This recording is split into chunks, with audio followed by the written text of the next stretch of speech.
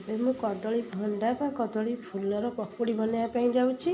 ତାହେଲେ କଦଳୀ ଫୁଲକୁ ସିଝେଇକି କାଟିକି ନେଇଯାଇଛି। ବାଛିବାଟା ମୁଁ ତୁମକୁ ଆଗରୁ ଏକ ଭିଡ଼ିଓରେ ଦେଖାଇ ଦେଇଥିଲି। ଆପଣଙ୍କୁ ଯଦି ବଛା ନ ଆସେ ମୋ ଭିଡ଼ିଓ ଚେକ୍ କରିକି ଦେଖିନେବେ। ଏଥିରେ ବେସନ ଆଉ ସବୁ ମସଲା ମାନେ ହଳଦୀ, ଜିରା ଗୁଣ୍ଡ, ଧନିଆ ଗୁଣ୍ଡ ସବୁ ପକାଇ ଦେଇଛି। ଏବେ ତାକୁ ଭଲସେ ଗୋଳେଇ ନେବା। ଏବେ ମୁଁ କଢ଼େଇରେ ତେଲ ଦେଇକି ଗରମ କରିବା ପାଇଁ ଛାଡ଼ି ଦେଇଛି। ଏଥିରେ ମୁଁ ସ୍ୱାଦ ମୁତାବକ ଲୁଣ ଦେଇ ଦେଇଥିଲି। ଏବେ ତେଲ ମୋର ଗରମ ହେଇଗଲାଣି। ଆମେ ଏବେ ପକୁଡ଼ି ବନେଇ ନେବା। ଏବେ ପକୁଡ଼ି ଗୁଡ଼ିକ ଦେଖ ଭଲସେ ଛାଣି ହେଇଗଲାଣି। ଏବେ ତାକୁ ଗୋଟେ ଥାଳିଆକୁ ବାହାର କରି ନେବା। ଯେହେତୁ ଆହୁରି ମୋର ବ୍ୟାଟର ବଳି ଯାଇଥିଲା, ମୁଁ ଆହୁରି ଟିକେ ଛାଣି ନେଉଛି।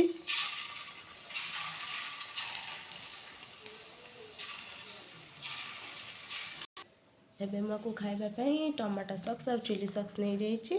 ଏଇ ପକୁଡ଼ି ସହିତ ଯଦି ସଞ୍ଜ କିମ୍ବା ସକାଳ ହଉ ଯଦି କପେ ଚା ହେଇଗଲା ନା, ତାହେଲେ ଜାଣନ୍ତୁ ଚା'ର ମଜା ଆସିଗଲା। ଆପଣଙ୍କୁ ଯଦି ମୋ ରେସିପି ପସନ୍ଦ ହେଇଥିବ ନିହାତି ମୋତେ କମେଣ୍ଟ କରିବେ, ସେୟାର କରିବେ, ମୋ ଚ୍ୟାନେଲକୁ ସବସ୍କ୍ରାଇବ୍ କରିବେ।